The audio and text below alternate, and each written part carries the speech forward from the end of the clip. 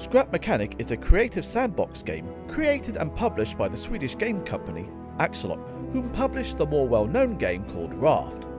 First revealed in 2014, it would eventually get released in 2016 as part of Steam's Early Access, where over the years the game would receive updates and new modes. Is the game worth playing? Let's find out. Upon starting the game, you'll have the option to change how your character model looks, although no choice with outfits. You can also build something in the background for the main menu screen if you wanted. Once you've selected play, you'll be given the choice of 3 game modes: Survival, Challenge and Creative mode. We'll go through these one at a time. Survival is the most recent addition to the game, being released in 2020. There isn't much of a story in Survival mode, but you'll get some hints to what most likely happened as you play. You'll wake up from your ship having crash landed on a randomly generated island, and you'll need to get yourself sorted in order to survive this hostile place.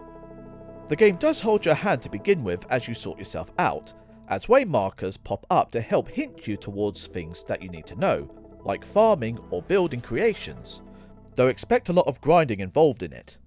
Once you've located the mechanic workshop, the game will then leave you to explore by yourself as you farm for resources from structures, enemies or plants, whilst either staying at the mechanic workshop or building your own base as you gradually start to build bigger and better creations to help you travel the land or get more resources.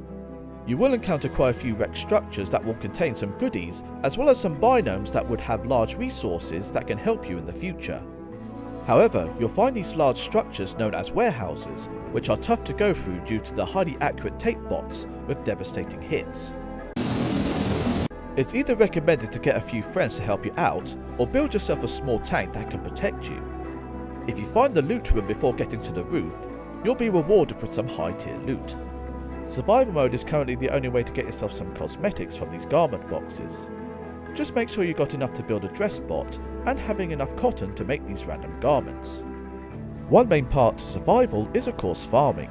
However, it won't be easy, as if you plant 5 or more plants, it will trigger a countdown to a raid as farm bots will come to destroy the crops, where it will vary depending how much you planted, how many days you've been growing, or the rarity of the crops will bring in more and dangerous farm bots. So make sure you're prepared to defend your farm with suitable defences as well as suitable location to easily defend. While the food is there to keep you fed, you can, with using these packing stations, can exchange food with a trader farmer to get some much needed items to make it easier on your journey. Also, be on the lookout for captured farmers. Overall, the survival mode is a fun enough time sink, with each map being different and big enough to explore.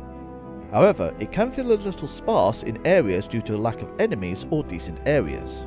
Not to mention the very slow updates we've been getting, as it's been nearing 5 years since survival mode dropped, and we are still waiting for chapter 2 that promises a lot, but would choose to release it all at once as opposed to large segments to keep the fans interested.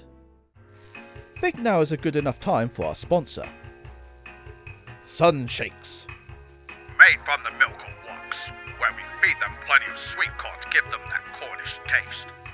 But it's not just that which makes good milk, as we make sure our woks get some much needed exercise, as well as their reliving moments from their past ancestry. Once we get the milk, we then proceed to make sure they are shaken to perfection with the other secret ingredients.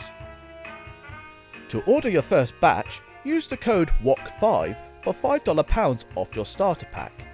Then when buying in bulk, use the code WOK10 to get 10% off your next order. Use the link in the description below. Challenge mode was added to the game in December 2018, with a challenge builder update added a few months later.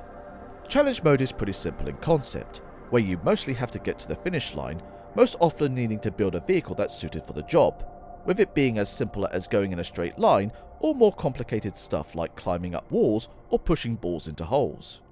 There are around 50 challenges to complete, where your reward for completing them is the Stuntman outfit, which is the only cosmetic outside of survival mode you can get.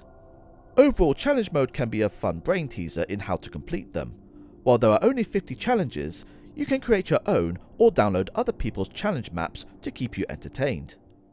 Creative mode has been in the game since launch and has received many updates since, changing from how it was to how it is now, with the recent Wedge and Physics update. As the name suggests, this mode allows you to create your own creations, with little to no restrictions compared to survival and challenge. Join a dev-made map, create your own, or download other users' maps where you can start to create and have fun building. You have a lot of block types and other items to make some complicated creations, or something as simple as pixel art. You know, if you enjoy doing that in 2025. You can download other users' creations to try out, as well as downloading mods to improve your creations or make interesting maps. Of course, your friends with the game can join in your worlds over the net to have fun, much like some content creators who have a thing called Scrap Mechanic Multiplayer Monday, to build a creations based on the Challenge of the Week thing, from building a simple racing car or building a fighting machine to take on the farm bots. Creative mode overall is a fun mode as long as you've got a good imagination to creating stuff. It can also be useful to test build creations for survival mode to save time and resources.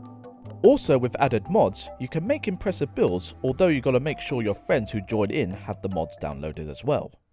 The graphics of the game has a nice cartoonish feel to them, without it being cel shaded with a decent draw distance to boot. Of course, all of this including the frame rate is dependent on the type of computer you have. Although even with a high spec PC, the game will have moments where the game lags, either because you don't have a solid state drive, or a lot of stuff is happening that the game is struggling to keep up with, even if the new physics option is selected. In terms of sounds, we do get a decent variety of sound effects with differences based on the type of objects you're hitting, whether being something solid or something breakable. No voice lines outside of grunts from your characters, although you might hear the occasional noise coming from robots. The music can be best described as Minecraft inspired, with a mix of calm or dramatic sounding music, and the fact the music doesn't play that often outside of a few moments. Which while makes the world feel a little empty, it does help when hearing some enemy bots nearby. The controls do work well, as I don't have many issues with them, although you will need to check what actions are binded to the keyboard, especially when swapping between certain items and game modes. Overall, Scrap Mechanic is an enjoyable and fun enough game. Survival can be a grind at times, and not too much to do after a certain point, until the Chapter 2 update finally drops. Challenge mode is enjoyable if you're into completing these type of challenges, and creative mode being a fun time if you've got the imagination to build interesting creations, as well as your friends joining in for an overall fun time in any mode. The graphics have a cartoon-like charm to it, with decent enough sound and good controls. The game is currently going for £14.99 on Steam, so at that price, I think it's worth owning.